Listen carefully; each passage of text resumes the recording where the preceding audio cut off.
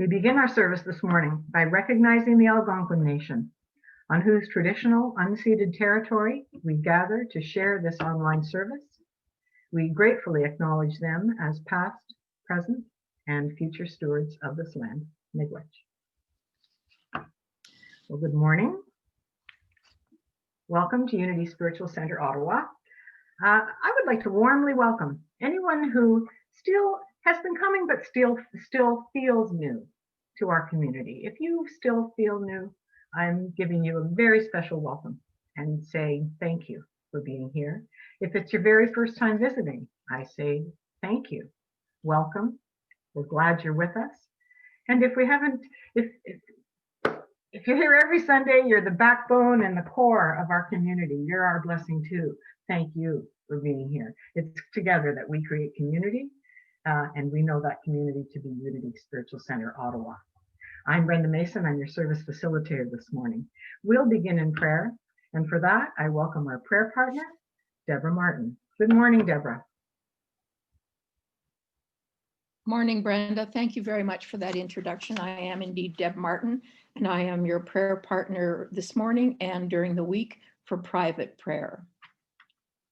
So this candle represents our 12 birthright powers, including faith, on which we have been focusing this month. Let its light enter the core of who you are and warm you. Let us pray. As we take some deep breaths, we release and eliminate any earthly concerns, worries, anxieties, fears. Instead, we turn our attention within to faith. Faith has been defined in many ways. In Hebrews chapter 11, verse 1, we see faith referred to as assurance of things hoped for, the conviction of things not yet seen. And last week, Moni offered what I thought was a very elegant definition. Faith is the combination of surrender plus trust. In prayer, we affirm that faith enables us to look past appearances of lack, limitation, or difficulty, to take hold of the divine idea and believe in it, even though we don't see any evidence of it except in our minds. Through faith, our inner knowing assures us that the truth has not yet expressed itself in the manifest world. Today, we honor our faculty of faith. Whether it is as small as a mustard seed or as large as a mountain, faith is the energy that carries us forward. It opens our hearts to knowing that we are worthy of all good things. In prayer, we affirm that faith will see us through. Faith fills us with trust and confidence. It lightens our load. We give thanks for the power of faith to carry us when we need a hand, and for the community, this community where we can also find support and unconditional love. And we release this prayer into the prayer field and acknowledge, so it is. Amen.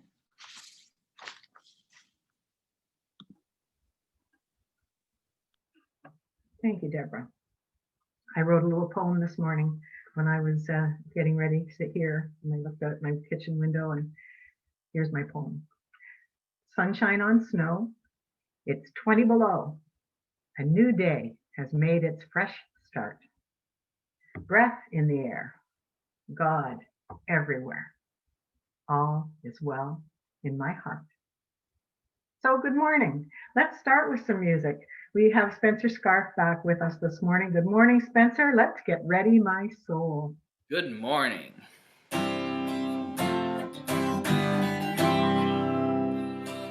Get ready, my soul. I'm diving in. Get ready, my soul.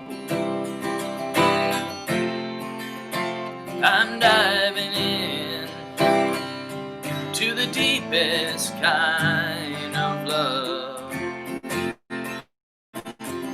sweetest kind of life. Get ready, my soul.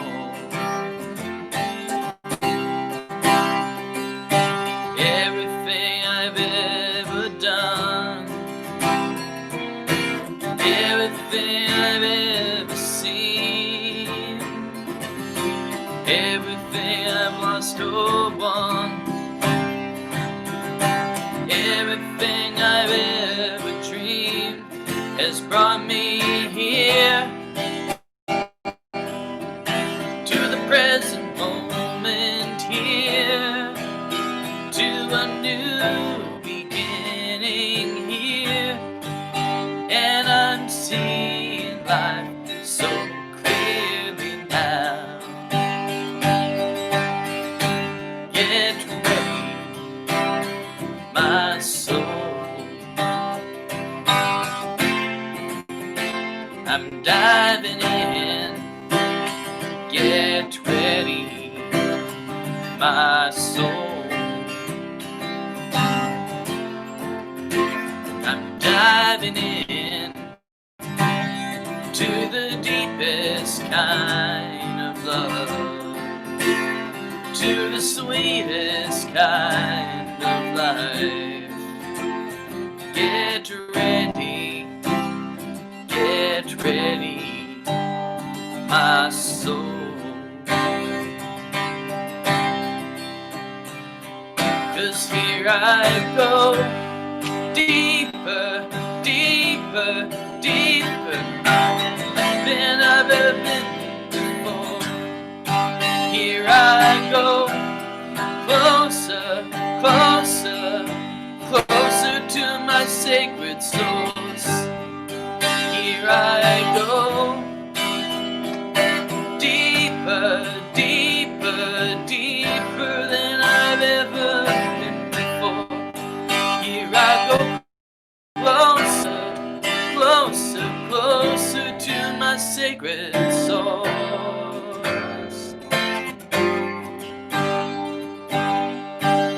Get ready, my soul. I'm diving in. Get ready, my soul. I'm diving in to the deepest kind of love, to the sweetest kind of life. Get ready, my soul.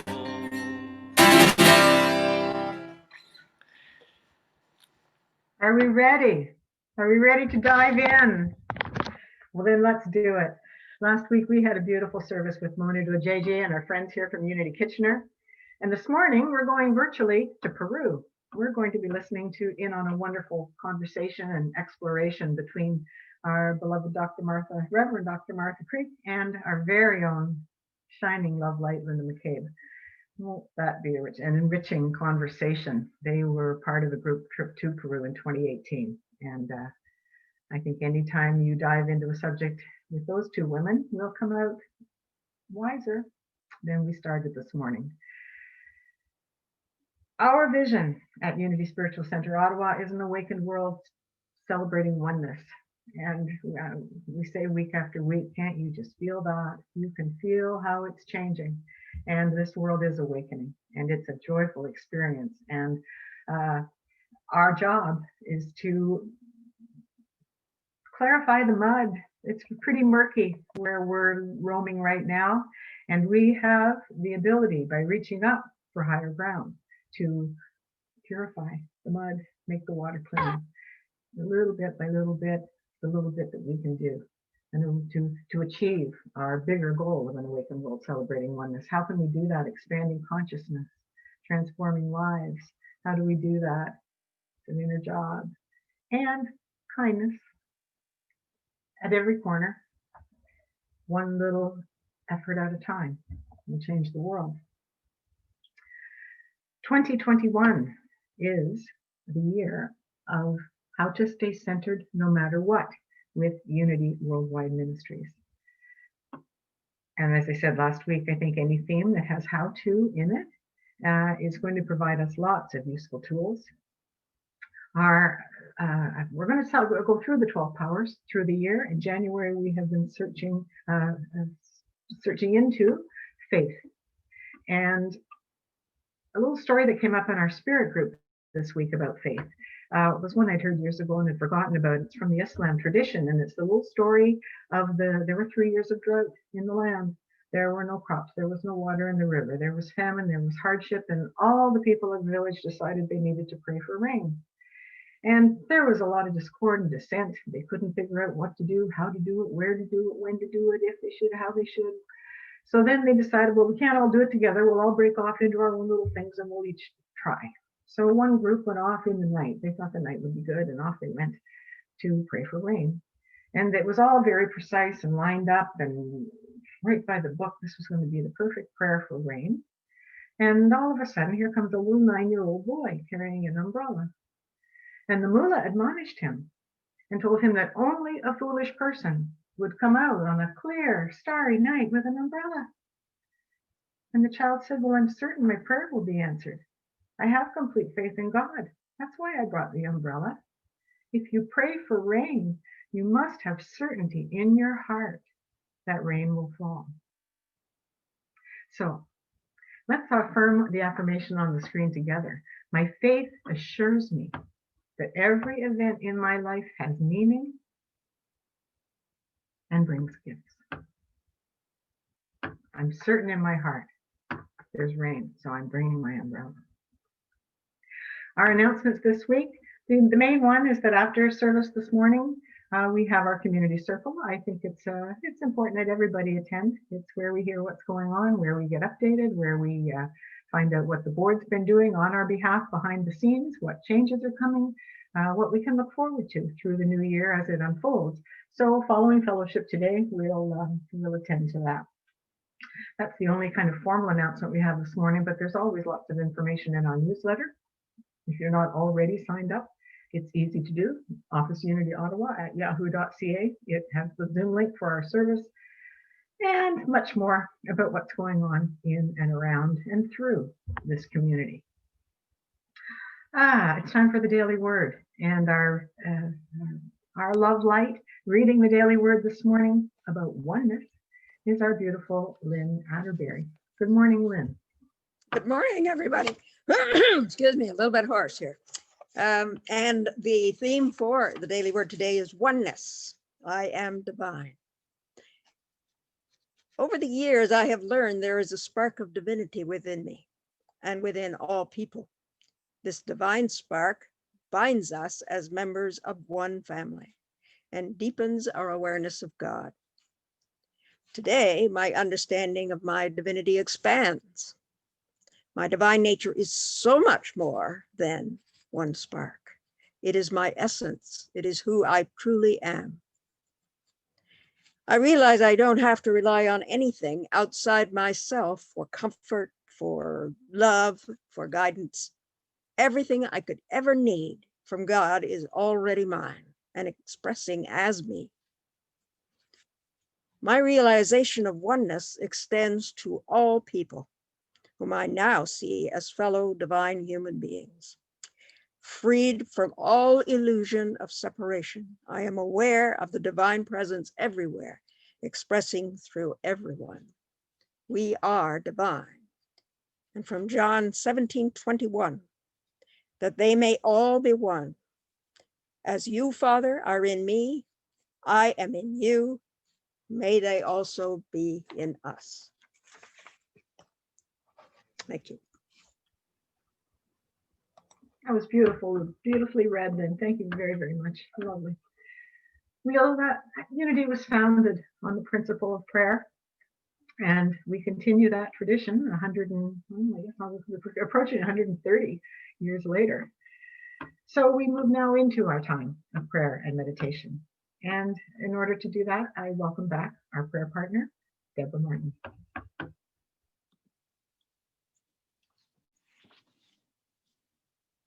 Thank you, Brenda.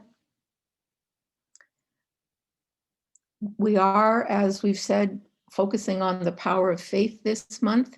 It is defined as the ability to believe, intuit, and perceive. The disciple is Peter for his faith in God. And Peter represents faith in things spiritual, things relating to God. His name literally means rock. And Jesus gave him this name when he first met him, and later said that Peter would be the rock on which his church would be built.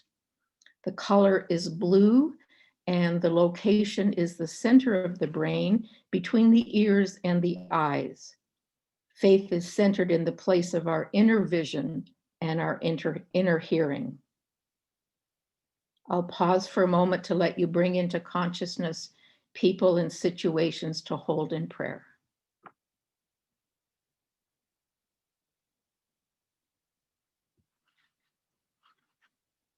As we breathe, we turn within to the place of light and love. At this time, let us remember those for whom we pray. We open our hearts to them, we open our minds to them, we hold loving space for them, and we call on faith to be with them. We affirm that they can feel the love and prayers that we are sending them. We affirm that they and we are divine light and divine love, perfect, just as God made us. And in appreciation for all our blessings and for loved ones in our lives, present and past, we are grateful. Amen.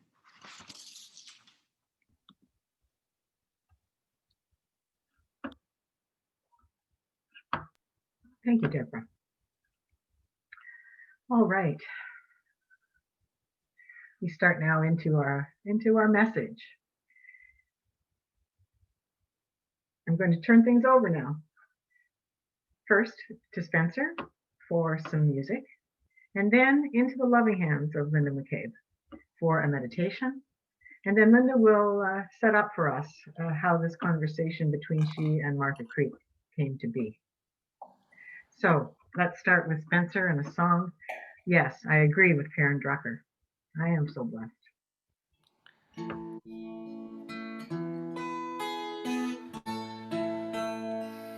I am so blessed. I am so blessed. I am so grateful for all that I have. I am so blessed. I am so blessed. I am so grateful. I am so blessed. I am so blessed. I am so blessed. I am so grateful for all that I have. I am so blessed. I am so blessed. I am so grateful. I am so blessed. I am so grateful. I am so blessed. I am so grateful. I am so blessed.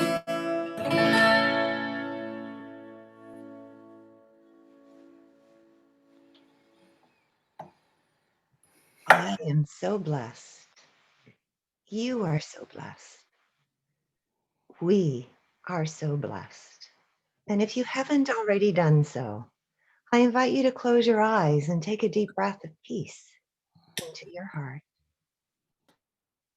And on the out breath, release everything that does not serve this message ahead, softening the body. And taking another deep breath of peace into your heart, allowing your body to relax against your seat, your feet firmly supported by the floor. And as you continue to breathe at a rate and a rhythm that is relaxing to you, Bring to your mind now a memory of a time where you were blessed.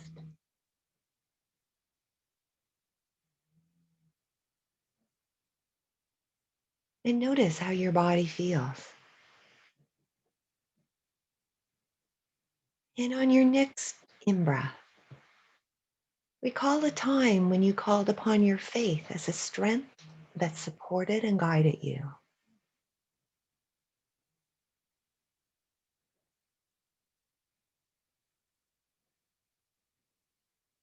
Notice how you already had the power of faith within you, even if small, and that you were calling it forth from within to support and strengthen you.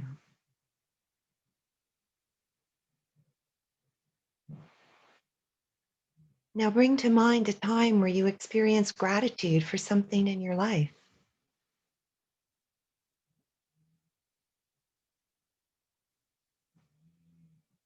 Notice how good you felt as the energy and emotion of gratitude filled your heart and your mind.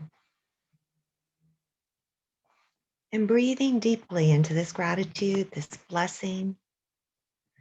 And as you enter the silence, say to yourself, I am so blessed. I am so blessed.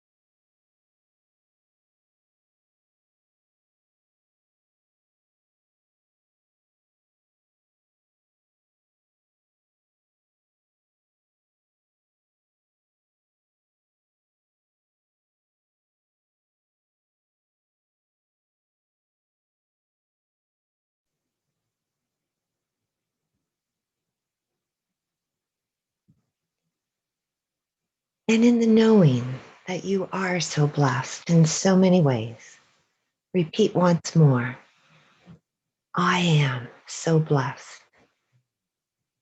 I am so grateful for all that I have.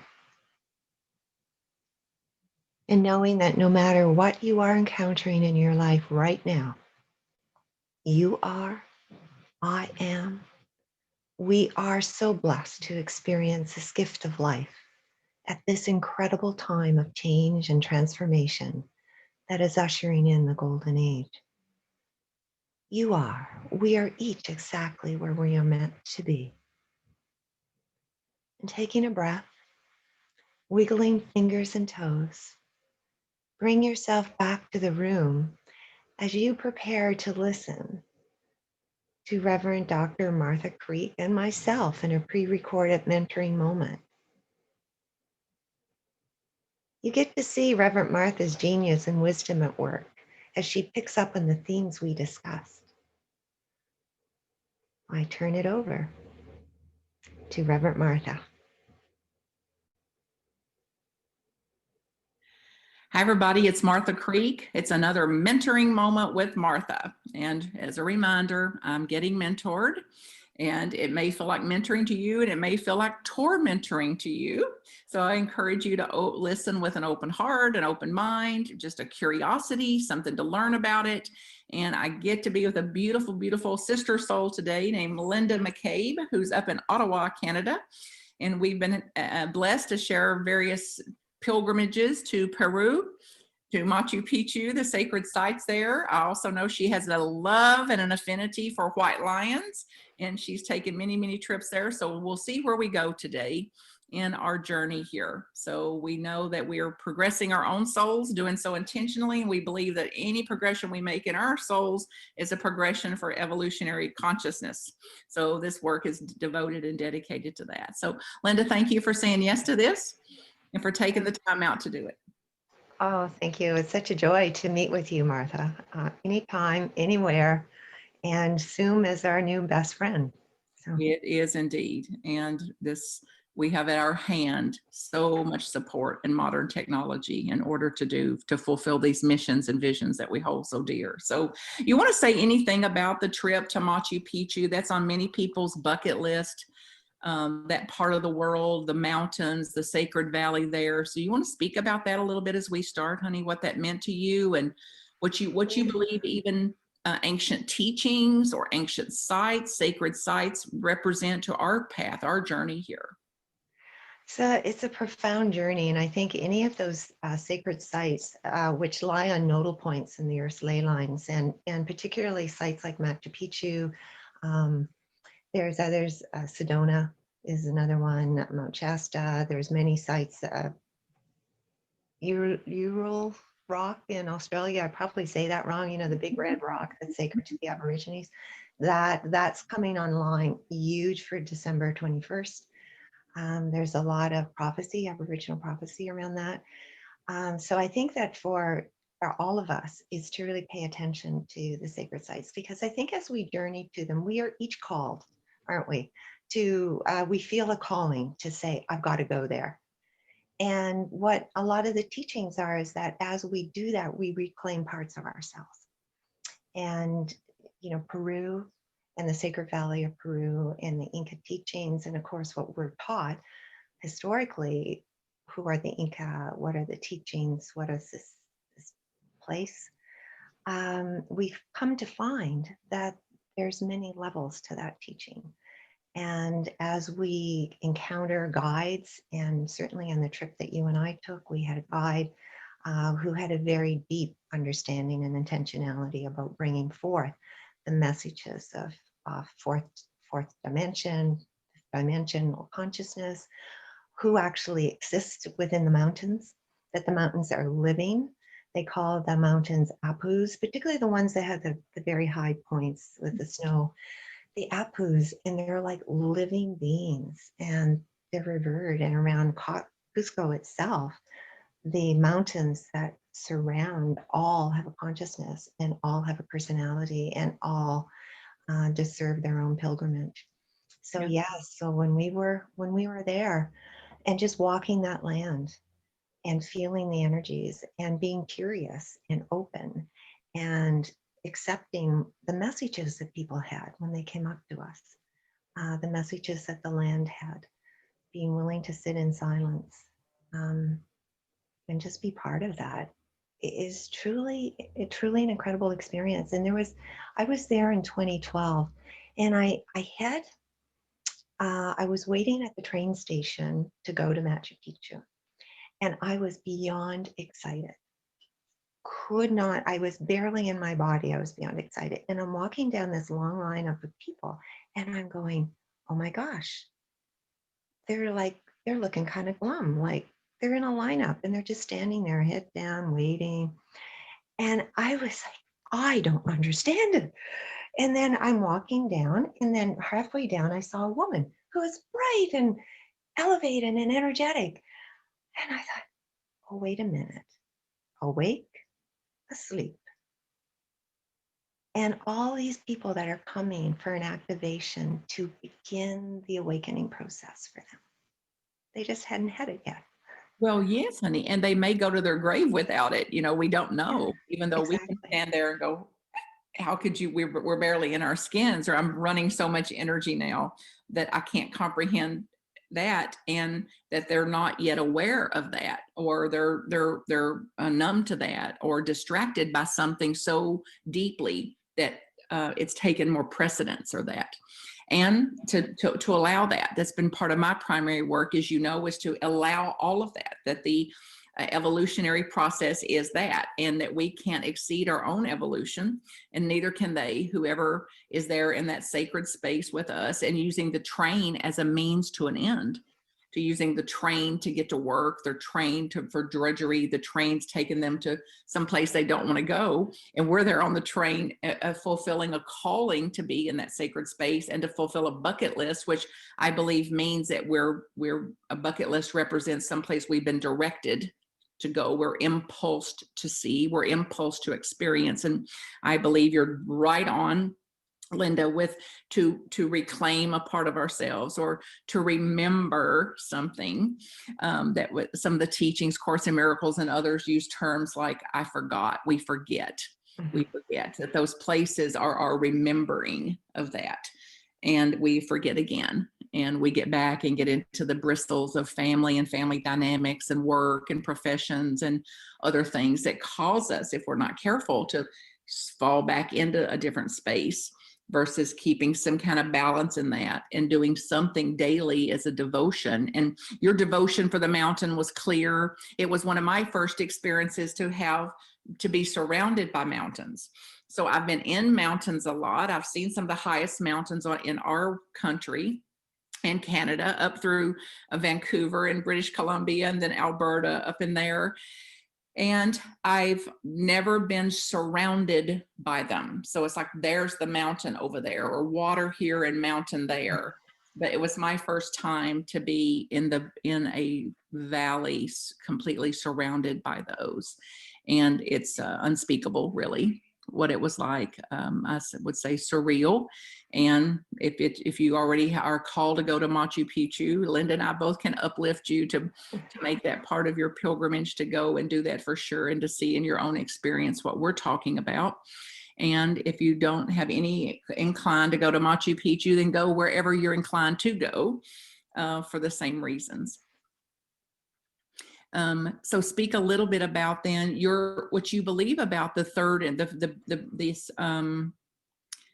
these energies of the fourth and fifth dimensions, and how you're working with ascended masters now to access other dimensions, and to use the references and the teachings and the guidance from those dimensions to be applied here in this dimension. What a beautiful question, Martha. Thank you. And it's such an expansive topic. And I feel that I'm just scratching at the margins of my understanding with this. I've been fortunate to have met Sananda and Sakina from twinray.com.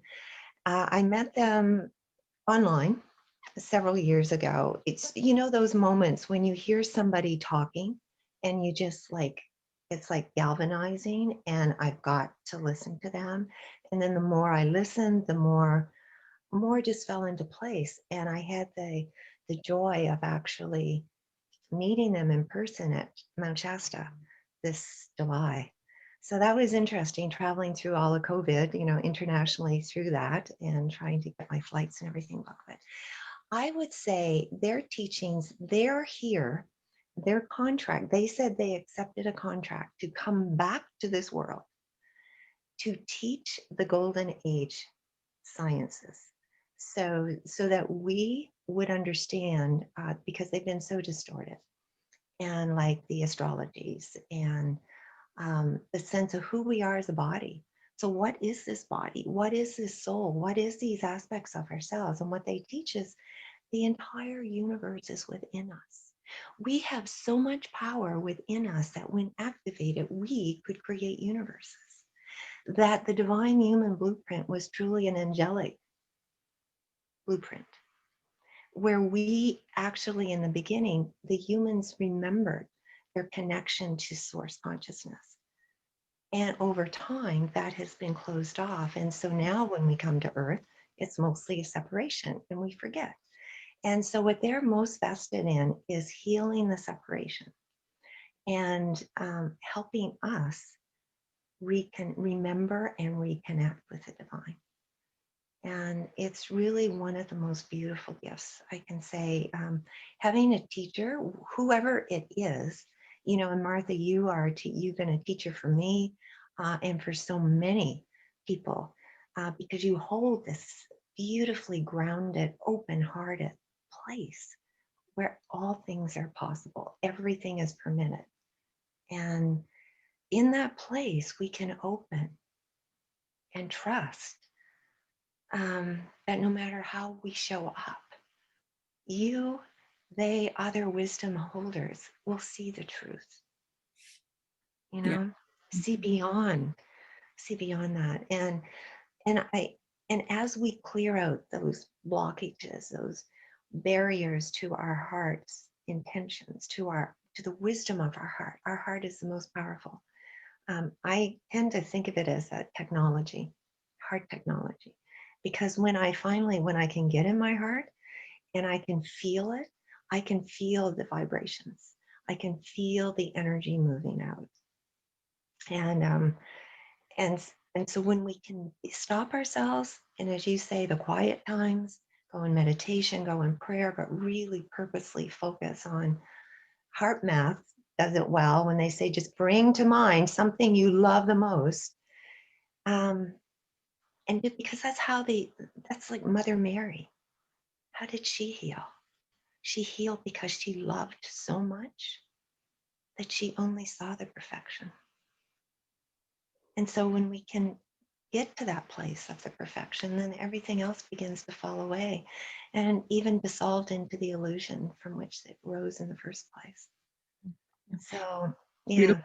It's beautiful to witness, honey. And that was one of my questions, because it's like then, so Linda referenced here for you, twinray.com. If you want to know what she studied and how, where it's lined up. I'm not familiar with it. So it's come forth here in this teaching. So it's obviously for somebody and for Linda to look into that. And that was one of my questions, like, is this through practices that we've been taught, because like Buddha left a map, Jesus left a map, Krishna left a map, Kuan Yin left a map, Mother Mary left a map that said, okay, this map will not get you anywhere if you don't actually take the journey, if you don't actually take the trip. So you cannot be the Buddha or become the Buddha without taking a trip. So here's a map. And what I witnessed the most is we want the map, but we don't want the WORK that comes with it, that says, okay, I'm going to need to practice with devotion, some meditation, some times of quiet, some prayer, and to know that it's evolving my consciousness, to know that it's purposeful. And it's not to get a reward. It's not a tick box exercise. It's not so I can tout that I'm a meditator. That it comes then from a devotion to that. And then applying the teaching of whatever your teacher is. And if these teachers you can't resonate, if you're listening to this and you're like, oh, blah, blah, blah, I've heard all about this. It's like, well, then whoever your teacher is, get close to your teacher and get close to the teaching and to begin to apply this so that you have an experience of this that's not just a finger pointing toward the moon and us believing we know what the moon is. It's like the finger pointing to it will not be the moon itself. And that's been quoted over the years by so many. And I believe it's important. And Linda, you spoke about it here, to find what is true and integrity for each and every person. And what is true and integral for you would not be true and integral for me necessarily. And it's fine. So nobody's here selling you anything today. It's like we're here encouraging you, hopefully, and inspiring you to get clearer about whatever you're about in the world, and then to be that for the world and to be that in the world. So not to try to be anybody else in the world, but to bring the best of you into the world. And as Linda said, to continue to clear these old beliefs, the false beliefs, the blockages, the barriers, and the inertia of 2,000 recorded years, and no telling how many years and lifetimes we're clearing here, that says, okay, I've brought those old things with me. So I'm not really in a new beginning here as this incarnation. I'm in a pseudo beginning if I don't actually clear some of that. And it can be hard work and very messy in the middle there, as we actually consciously choose and decide some things have to end, or that I've got to commit to a practice and to see. And some will, some won't. So what? Which is my greatest spiritual lesson to date. So talk about then what you believe, Linda, about hearing something like the potential that we hold And then the reality of the stasis, the reality of the stuckness that we seem to experience in our human journey and in the human spectrum. So then what's there? What could you offer in the way of hope, in the way of actual practice that can bridge that gap between the stasis of the old and this infinite potential that you refer to and light up when you speak about, by the way, that you're aware of, that you have more than a glimpse of? What would you say is going to be the bridge to that? Well, I think as you were saying, Martha, each of us has it's like a program switch that comes on to say, it's time now. And I think that's the critical piece, is listening to it's time now and following the synchronicities that show up in our life. And so when the invitation is in front of us, it's to lean in. And it may not be that particular invitation that's going to work, but it may lead to the next invitation, to the next one. And you're absolutely right. It is work.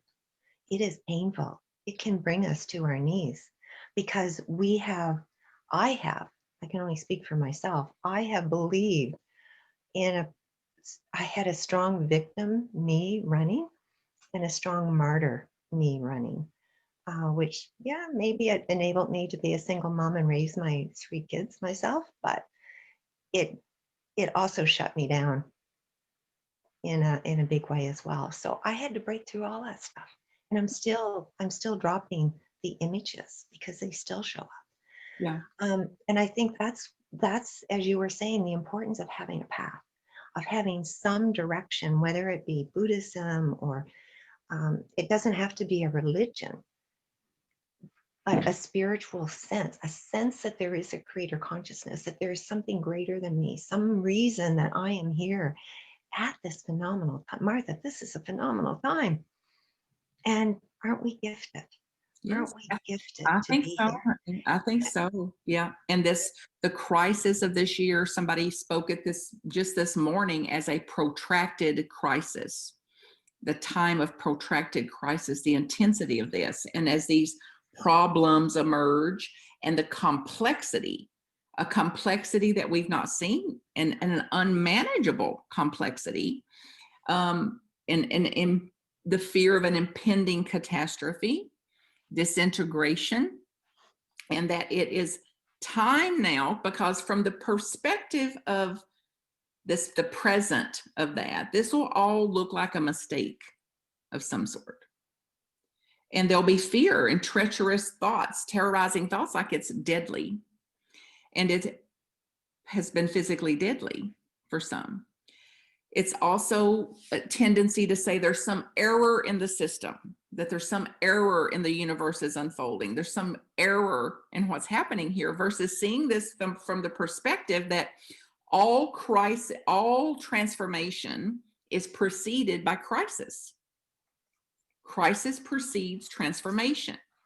And that we're in that time of this now. So then we either see this as the old way of seeing it as a victim, martyr, oh, I can't do it, it's not worth it, there's no hope, or this is an evolutionary driver. This is an evolutionary driver. So it's going to drive us to look to see what works and what doesn't, and what we're going to stand behind and what we're not going to stand behind, and what we're standing behind that we've not even questioned whether or not it's an integrity for us or not. So then my friend Barbara Marks Hubbard, I love her very much. She passed a few years ago, and she used to say, as she aged and got up there, people would say, oh my God, you're 83, Barbara. And she would say, I know, I'm getting newer and newer and newer. And that was so inspiring to me to hear that. And she used a term of that these are stimulants which trigger design innovations. Human design innovation. And that we have the power and the potential then to quit seeing ourselves as victims and martyrs, and to say, I'm an architect of design. I'm going to lead as an architect of human evolution. I love that. Evolutionary consciousness. And I'm going to do then know that every prayer I do matters. Every meditation I do matters. Every choice I make matters. And Martha, I would say that probably every thought, every choice, every word, every vibration, every emotion, all of that is, we are coming to a time when everything is, we need to become impeccable. You know, the 4 agreements, right? Which you're teaching too now. But the 4 agreements, be impeccable with our words. It is because we are coming to a point in our ability to manifest, which is we think a thought and we're going to create it. Absolutely. And we're going to, and I don't know where you stand on this, Linda, but let me clarify here that I think it's one of the basic misunderstandings of our teaching is that you have a thought and you're going to create a diamond in your hand. It's like, well, if you can, then go ahead. I think it's possible, actually. And I've not met anybody that I've seen do that. And I don't deny that they can do it. I've just not witnessed it. It's not in my direct experience. What I believe is we are going to design our experience of the experience. So my thought is going to rule how I experience life. So whatever thought I'm holding about it, whatever interpretation I make on it is what I'm going to experience. And I am back into the 4 agreements. I made a commitment for my own conscious evolution for 2021 to get back into the books that I had the most notable shift through in the teachings. And the 4 agreements was one of them. And the pathway of surrender, letting go, the pathway to surrender by Dr. David Hawkins is one of them. And I used the 4 agreements in a talk this past Sunday.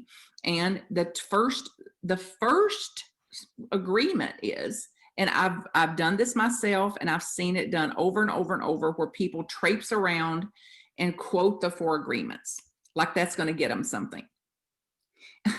If I know if I can memorize the 4 agreements, and it's like, it's missing the moon. And in that one agreement, I got so empowered again to put myself back in a boot camp for this, which is to speak with integrity.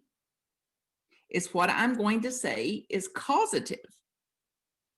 So am I going to speak it, understanding that it's causative? What will I speak if I understand it's causative? So it's getting much and much more deliberate with the words. That means having a pause in there. I may not say it. Then reeling that in, not letting the knee-jerk instinctual reactions dictate it. The other one was and part of that was to say only what you mean.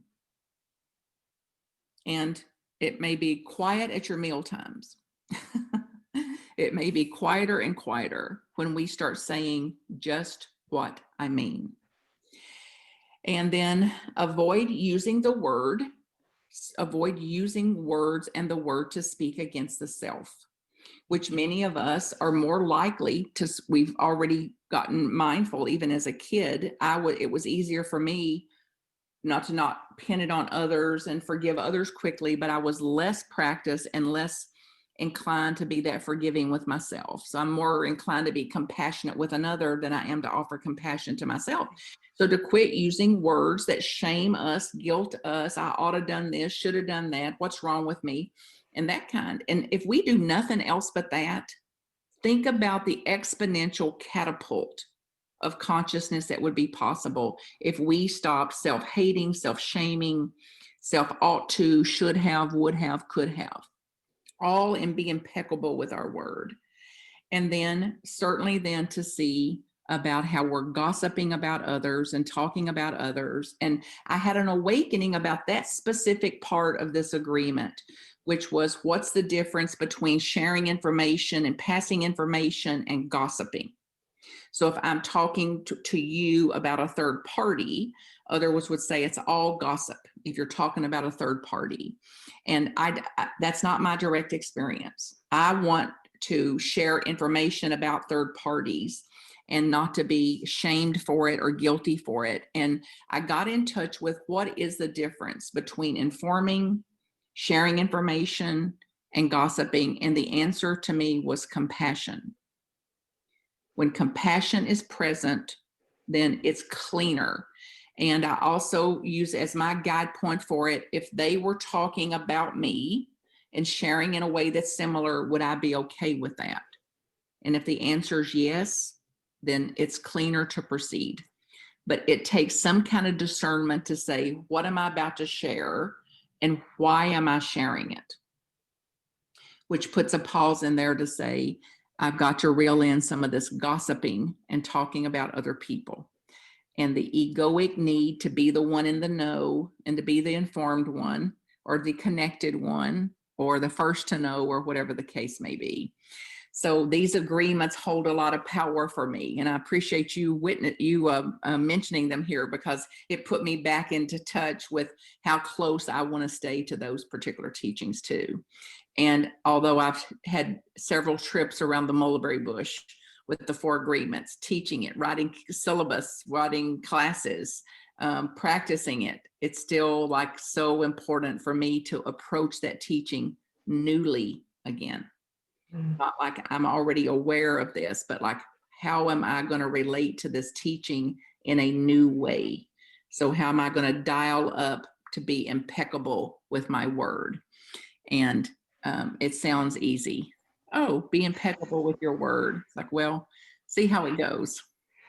No, I used to, when I grew up, I used to avoid being punished for something. I developed the habit of not telling the truth, lying, in other words.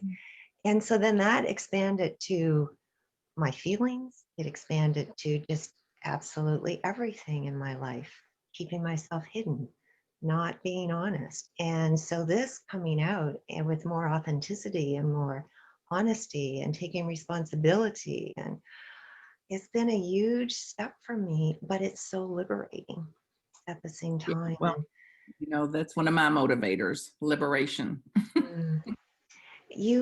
I'm curious, Martha, because when I sometimes go back to these very impactful texts, do you find that new things jump out at you that you hadn't noticed? 100%. Yes.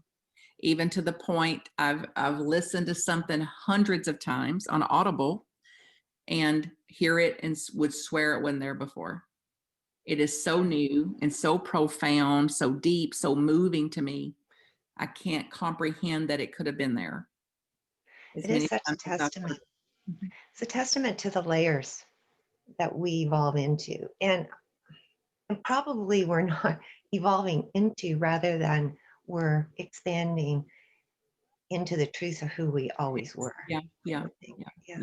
All we have is words, honey. So it's hard to use the words sometimes to convey something that's as deep and complex as we have this here. So I had a thought coming into the course of the people I'll be interviewing this week and in dialogue with, like we're doing here. And it was from Lao Tzu. And the notion is this: because the sage always accepts difficulties, she never experiences them. What would you say about that? Oh. When the sage has evolved to that part of themselves where they no longer are part of the illusion, then to me, then the sage is not experiencing the illusion that the other is. That would be my thought. Yeah. Well, that is a primary motivator for me.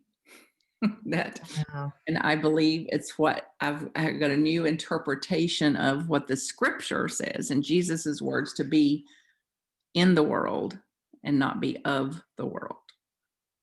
And what would you say that is? What you just described, honey, to accept that difficulties are this, and that to change my interpretation of what I would formerly call a tragedy as an evolutionary impulse, as an evolutionary driver, that the losses, the tragedies, the challenges, the difficulties exist for my conscious evolution. I agree. 100%. I can't say I lived my life that way, but now at the point that I am now, that all of life exists for us. And all of our challenges, like Sananda and Sakina have taught me this point, that all of it is our soul calling us back home. So if our body is simply manifesting messages from our soul, and once we pay attention, the body no longer has to hold on to that message, that ache, that pain, that whatever it is calling us home. Yeah. A new way of A being. new way. Yeah. Well, I bow to you, honey, and I thank you again for this time. And Oh, it's been a pleasure meeting with you, connecting with you again, Martha. It just opens my heart so much, and you bring so much joy, so much healing to this world. And thank you. And to you, honey, you're welcome for my part. So marthacreek.com to contact me, marthacreek.com. There's all the coursework, the classes, the podcast, this series. You can enroll for the newsletter. It's all free. There's a YouTube channel with the teaching out there. It's all free. You're welcome to it. So Linda, do you want to put out, honey, any contact or any references, websites, anything you want to put here on the recording? Stay tuned, I would say. They Okay. will be coming, but they are not present yet. All right. Stay tuned then. All right. So we Yeah, meet thank again about what you're about. You be you. All love and blessings to you. marthacreek.com to contact me.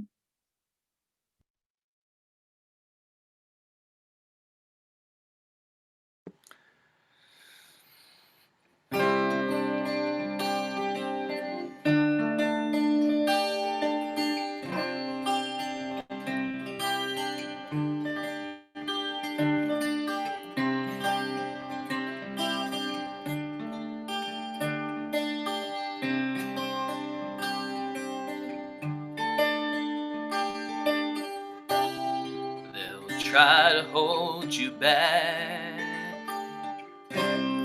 They'll say that you were wrong, but they will never understand the journey that you're on. They'll try to change your mind. They'll try to change your heart, but they will never understand who you are. And you still believe, no, you must go where the dream takes you, where the dream takes your heart. Your heart longs to be. When you finally find that place, you'll find all you need. Where the dream takes you. There's something in your soul that won't be denied. It's a faith, a dream that keeps the dream alive. So if you still believe, you must go where the dream takes you, where the dream takes your heart, where the dream takes you. Your dream will lead you on. When you finally found that place, you'll find all you need. Where the dream takes you. Go tell your heart's meant to be, and you may find someone there to share your dream.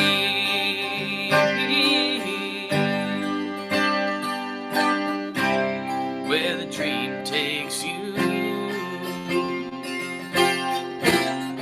where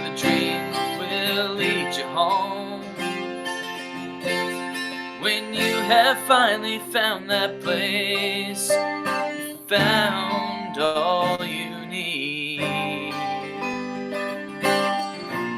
Where the dream takes you.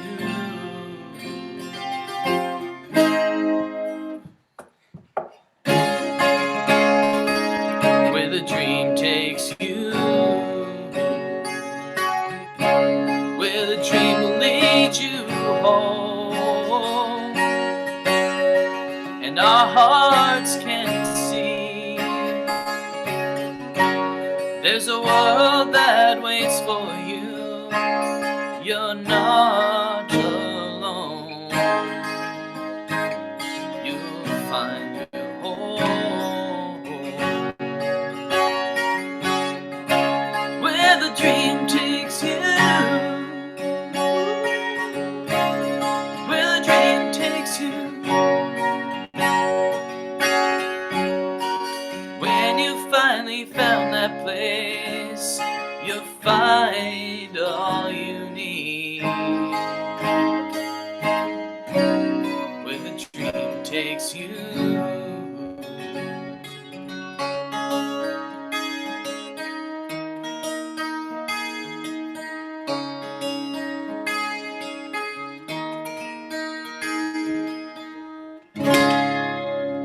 Thank you.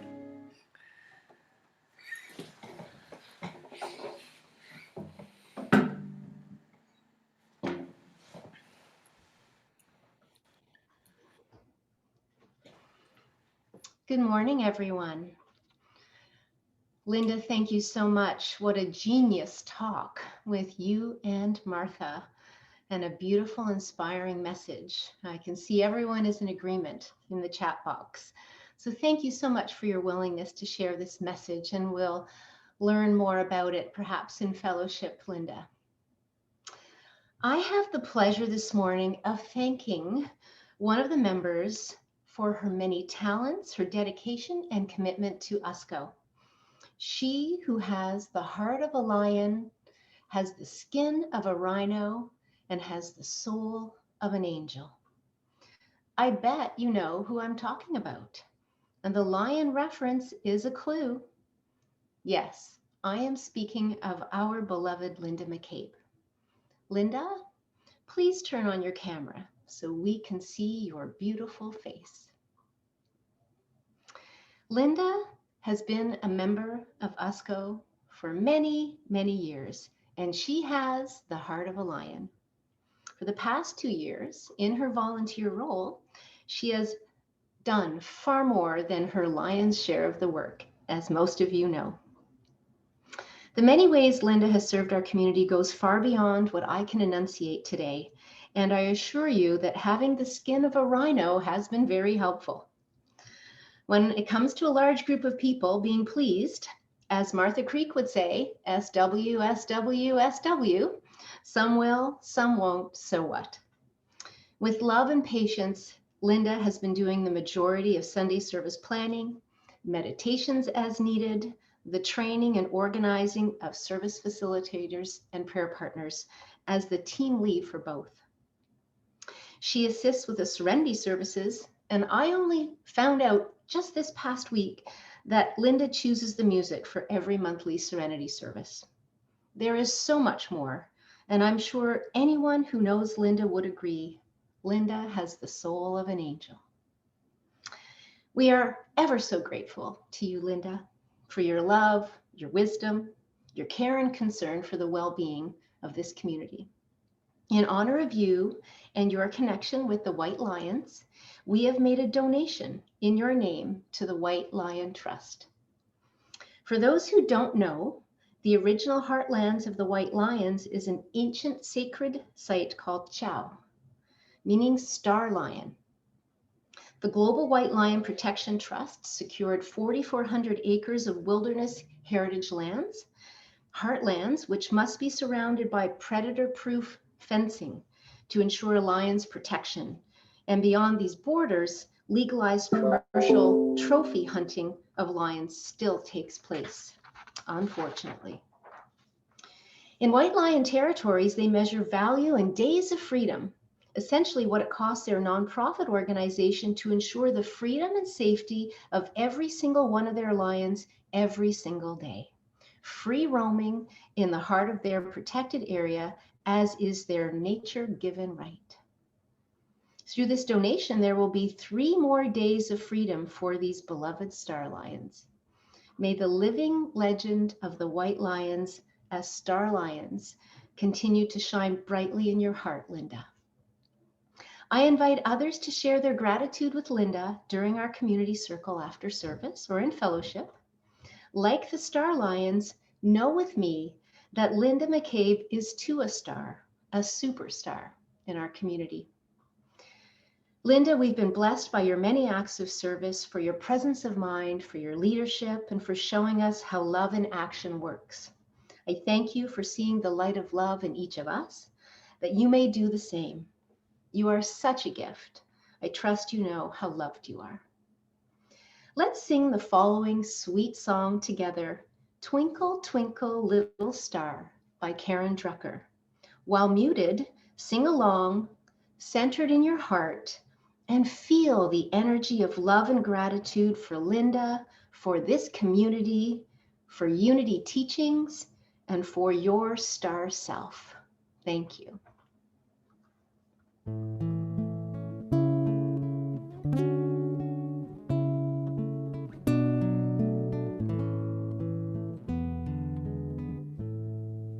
Twinkle, twinkle, little star, do you know how loved you are? You are precious, sweet and bright, a radiant beam of shining light. Twinkle, twinkle, little star, do you know how loved you are?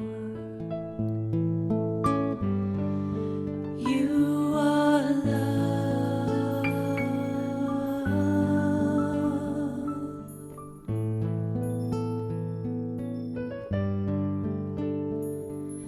Twinkle, twinkle, little star, do you know how loved you are?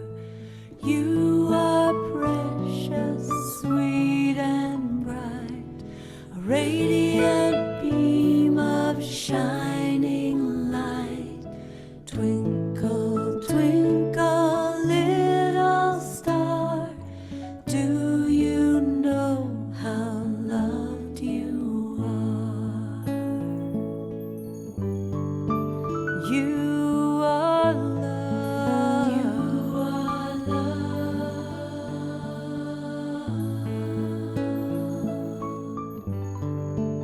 You are loved. You are loved.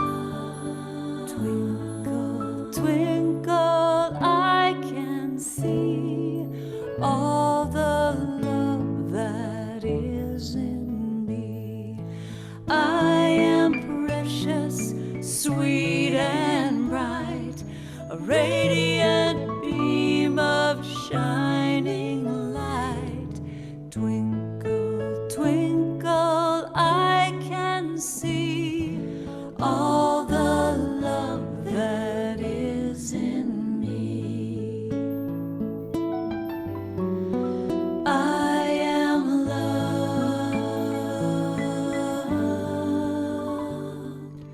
Twinkle, twinkle, little star, do you know how loved you are? You are precious,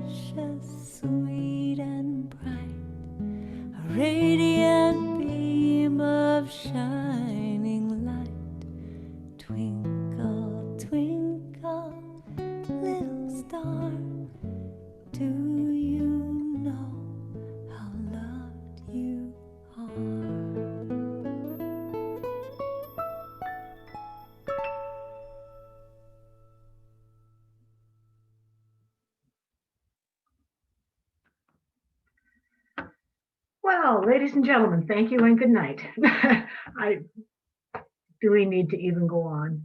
Honestly, I want to mention a couple of things just as we go back. There was so much in that conversation, I can't even kind of pick something out of it except to say the entire universe is within us.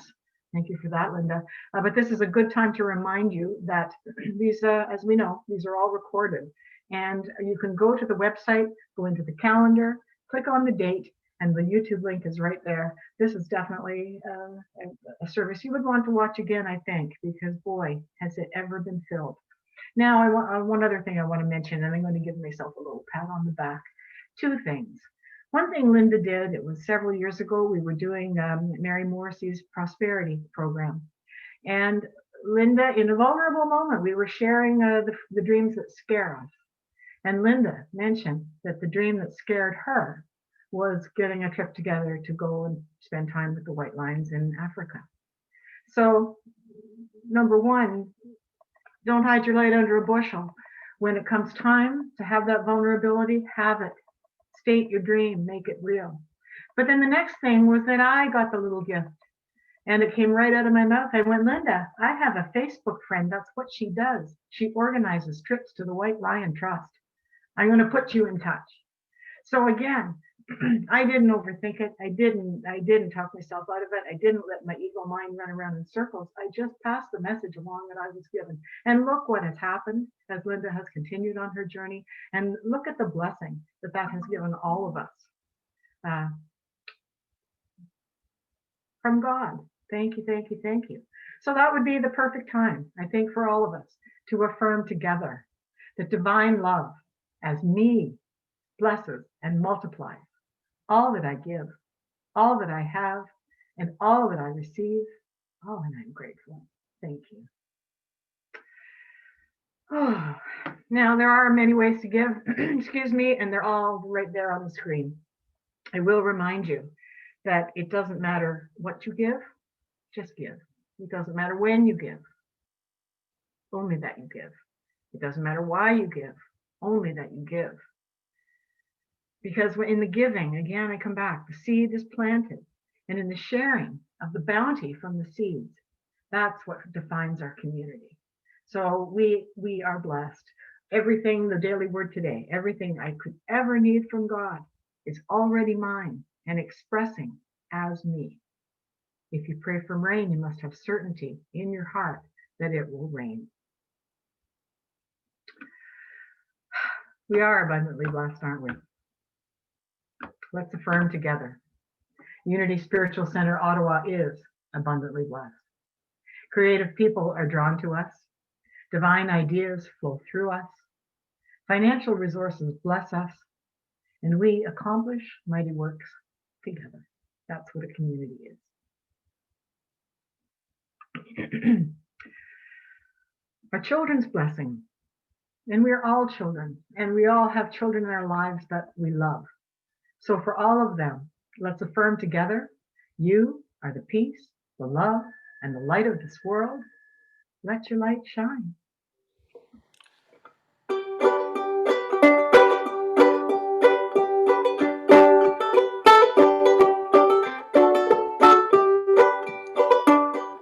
This little light of mine, I'm gonna let it shine. This little light of mine, hey, I'm gonna let it shine. This little light of mine, I'm gonna let it shine, let it shine, let it shine, let it shine. Gonna take this light around the world, I'm gonna let it shine. Take this light around the world, I'm gonna let it shine. Take this light around the world, I'm gonna let it shine. Let it shine, let it shine, let it shine. This little light of mine, I'm gonna let it shine. This little light of mine, hey, I'm gonna let it shine. This little light of mine, I'm gonna let it shine. Let it shine, let it shine, let it shine. Every day, I'm gonna let my little light shine. Yeah.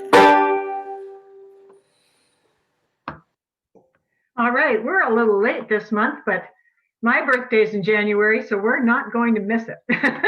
It's time to celebrate our January birthdays. And the list I got from this morning, Spencer, it was your birthday on January 20th. Happy birthday. Thank you. Anne's son, Sean, turned 21 on January 15th. Happy birthday, Sean. And I do know Reverend Roxanne's birthday was in January. And any of you who had birthdays or loved ones who had birthdays in January, join in and sing together. Happy birthday, we love you. Happy birthday, and may all your dreams come true. When you blow out the candle, one light stays aglow. It's the love light in your eyes wherever you go. Oh, thank you, Spencer. Thank you. All right, last week I forgot to thank somebody. And I felt terrible about that. So this Sunday, I'm not thanking anyone. I'm thanking everyone. I want to thank everyone for your role in creating this service. To some, it's obvious that that person has played a role, and to some, it's not obvious that the person has made the effort and contributed in the ways they have to this community. So to everyone who in every way has contributed this morning, thank you, thank you, thank you on behalf of this community. However, I do want to add one special mention. Having said all that, I want to acknowledge Lovely Desjardins, because I realize I have failed to mention her most Sundays. And Lovely hosts a cafe every week. In the weekday, we're going to talk about it at the community circle, but she has done that for months. And it's been an extra opportunity to connect at this time of isolation. And Lovely, you particularly today, I appreciate you, as I appreciate everyone in this community who makes an effort in service. And if you feel called to serve us in some way, please express. As I said, do not hide your light under a bushel, let it shine.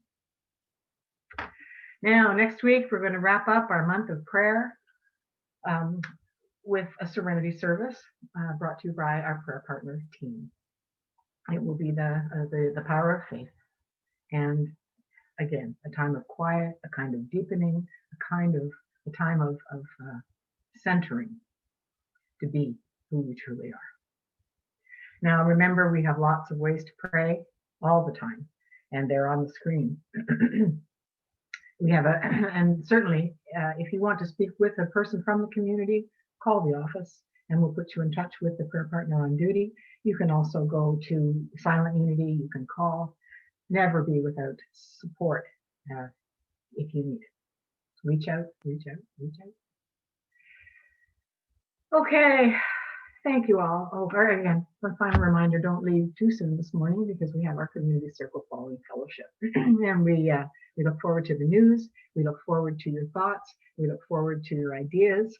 And we just look forward to having the time together. We'll see you there after fellowship. What a morning, huh?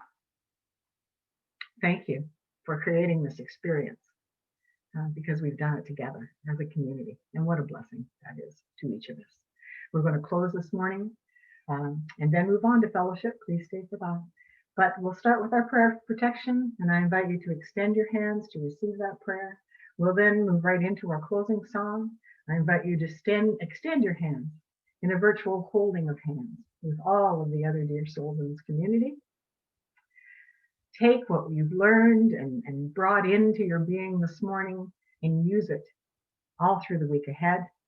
And then, God willing, we'll meet again here next Sunday morning. Namaste.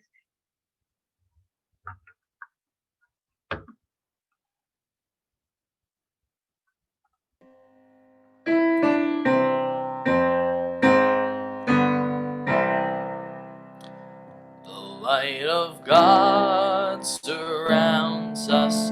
I am the light. The love of God enfolds us. I am the love. The power of God protects us. I am the power. The presence of God watches over us. I am the presence. Wherever we are, God is. All is well.